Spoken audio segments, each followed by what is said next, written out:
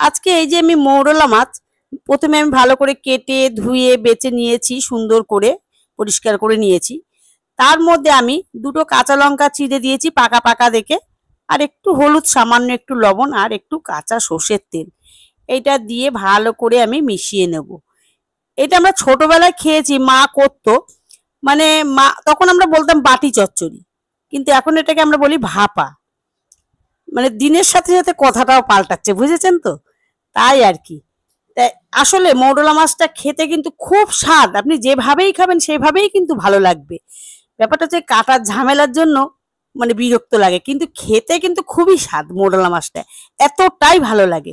দেখুন আমি টিফিন বাটিতে মধ্যে সুন্দর করে মুড়ে নিয়েছি, নিয়ে একটা প্লাস্টিকের মধ্যে মুড়ে নিয়েছি। কেন মুড়ে নিলাম, যেন ওর মধ্যে ভাতের ফ্যানটা না ঢুকে যায়। আমি এটা ভাতের মধ্যে দিয়ে দেবো, একবারই হয়ে যাবে ভাতের সাথে। দেখুন কিভাবে আমি নিয়ে নিচ্ছি মুড়ে। এইভাবে আমি ভাত ফুটবে, ওর মধ্যে আমি টিফিন বাটিটা দিয়ে দেবো। বিশ্বাস করুন বন্ধুরা, এতটা ভালো লাগে না, মানে এই মৌরলা মাছ ভাপা দিয়েই মনে হয় যেন এক থালা ভাত খেয়ে নেবো। আর মৌরলা মাছ বাজার থেকে আনলেই মনে হবে যেন আমি মৌরলা মাছ ভাপাটা করি, মানে এতটাই টেস্ট হয়। না খেলে আপনারা কিন্তু বুঝতে পারবেন না। দেখুন আমি বের করেছি হাঁড়ির থেকে, আপনাদের আমি দেখাবো খুলেও।